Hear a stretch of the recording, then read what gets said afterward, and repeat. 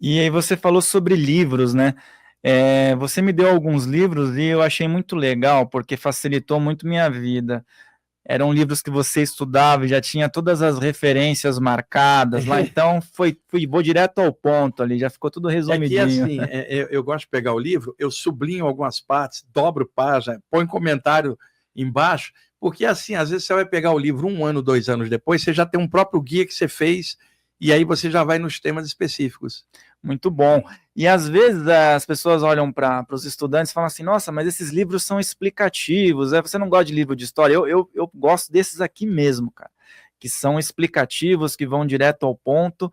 E aqui já tem um clássico aqui, né, que é Classicão. a projeção do corpo astral aqui, pessoal. Olha, esse livro Olha, aqui é esse livro saiu na década de clássico. 1970 aqui no Brasil. São dois autores americanos, Sylvan Joseph Muldon e Hiriwar Carrington.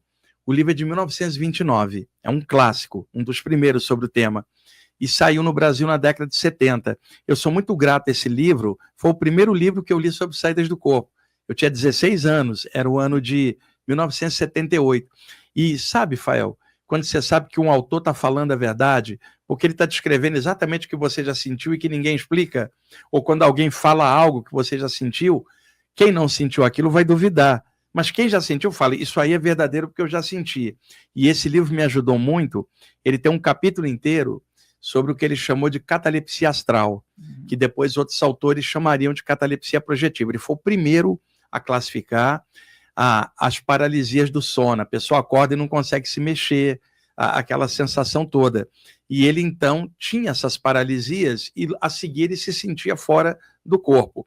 Eu estava tendo as paralisias também e descobri que eu poderia me soltar para fora do corpo durante elas. Quando eu bati os olhos nesse livro, eu falei, meu Deus, esse cara está falando a mesma coisa que está acontecendo comigo. E a história desse livro aqui, Fael, acho legal falar, o Hiriwar Carrington era a maior autoridade em yoga e parapsicologia nos primeiros 30 anos do século XX na América do Norte. Esse homem viajou o mundo inteiro, era um ótimo pesquisador. Em 1919, ele lançou um livro chamado Autodesenvolvimento Psíquico. Eu já estou traduzindo, porque só tem em inglês. Higher Psycho Development. Um livro que trazia capítulos de yoga, chakras, vida após a morte, um capítulo de projeção astral. Na época, você não tinha literatura de projeção astral a quantidade que você tem hoje. 1 ano depois, ele lança uma continuação com outro capítulo. Sylvan Muldon morava no centro da América do Norte. Em 1925, ele tinha 22 anos, leu os livros do Carrington, mandou uma carta para ele dizendo, eu tenho saídas do corpo desde que eu tinha 12 anos. E começou a mandar os relatos para o Carrington. Carrington viu que tinha um projetor extrafísico nas mãos, juntou os relatos do Sylvan Muldon e falou assim, vamos publicar. Você explica, conta os relatos e eu faço a introdução do livro, porque como eu sou conhecido, meus livros são best-sellers, vai ser legal fazer em coautoria. E aí, em 1929, saiu esse livro, Projeção do Corpo Astral, Sylvan Joseph Muldon, Hiriwar Carrington. Depois eles fariam um outro livro em 1951, que se chama Os Fenômenos da Projeção Astral, que nunca saiu aqui. Então, eu devo muito, inicialmente, esses autores, porque foi um livro que me ajudou a entender, inicialmente, as saídas do corpo quando eu era adolescente. Está esgotado hoje, só acha em sebo, em PDF. Corram atrás. Quem tem paralisia do sono, corre atrás desse livro, que é um clássico. E essa questão da paralisia do sono é um aspecto que assusta muita gente. E aí, eu tenho conversa com pessoas, né, que inclusive consomem aqui os conteúdos, e tem uma questão que é aí, junto com o começo das projeções astrais, né, das pessoas, que sempre pega. Existem pessoas que têm naturalmente, que nem você teve, não tinha feito nenhuma técnica para que isso ocorresse, assim como outras pessoas.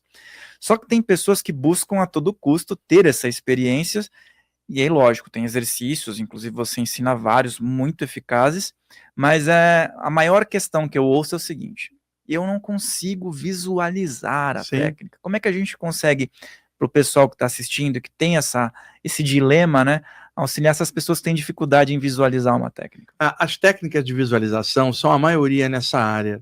Aliás, em outras áreas também, na área do yoga, né? Só que práticas respiratórias, por exemplo, são mecânicas. Você controla a respiração, não precisa visualizar nada. por exemplo. Agora, práticas de visualização são feitas na hora de meditar ou de dormir, para colocar a mente dentro do foco do que ela quer fazer. E o que acontece?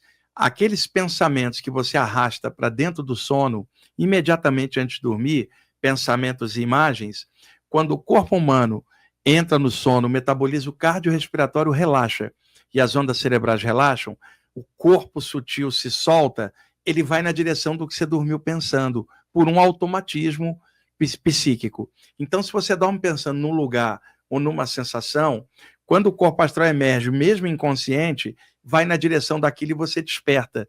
Então, as técnicas de visualização não são apenas visualização, porque se eu penso algo aqui que eu vou a determinado lugar, meu corpo não sai do lugar, mas se eu penso mesmo dentro do corpo, o corpo astral já vibra naquela faixa. Quando o corpo descer o metabolismo no sono, ele vai naquela direção extrafisicamente. Então, por isso as técnicas de visualização, e às vezes as pessoas são ansiosas, não têm paciência de visualizar. E aí, às vezes, eu faço um teste, Fael. Vamos ver se você é ruim de visualização. Eu peço à pessoa, fecha os olhos e visualiza o rosto de quem você ama. Você consegue? Consigo.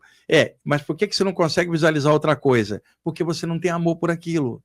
Porque se você tem um componente emocional, é mais fácil da mente estar ligada. As pessoas querem fazer visualização só como um recorte mental. Então visualiza algo que lhe seja caro ao teu coração. Se apaixona por isso e tenta estabelecer um trabalho com paciência. Na área de saídas do corpo, a ansiedade é fatal, porque ela acelera o metabolismo. Sabe, eu chamo de consumidores de técnicas. Ei, alguém tem uma técnica infalível? A única técnica que eu falei é uma pancada na cabeça, que o corpo desmaia e você vai ejetado para lá e não garante lucidez. Mas muita gente fala assim, eu quero uma técnica que seja infalível. Isso não existe. Cada pessoa tem um metabolismo, um biotipo físico, uma maneira psicológica de ser. Um tem medo, o outro não tem. Um tem um bloqueio de infância, o outro não tem. Tem uma série de coisas. Na área de saídas do corpo, além da falta de visualização, muita gente tem medo do invisível, Fael. É a chamada pneumofobia, medo de coisas aéreas e invisíveis. Nome popular, espiritofobia. As pessoas têm medo, cara. Foram educadas com medo do velho do saco embaixo da cama, medo do diabo, medo de espíritos, medo do saci pererê, da cuca, do duende. E aí ela cresce como adulta, ela aqui quer conhecer algo, mas lá dentro tem um medo encalacrado dentro dela, que inconscientemente na hora acelera os batimentos. Na hora da saída do corpo, muita gente quer, mas sem entender as consequências da saída, por exemplo, alguém quer sair do corpo, mas tem medo do invisível. É melhor ela não sair, porque ela vai para onde quando ela sai? E outra, o que ela vai ver? A abobrinha flutuando, o coelhinho desencarnado? Ela vai ver pessoas extrafísicas. E assim como aqui na matéria, tem ambientes pesados e ambientes leves, pessoas atrapalhadas e pessoas legais. E isso vai da sintonia de cada um.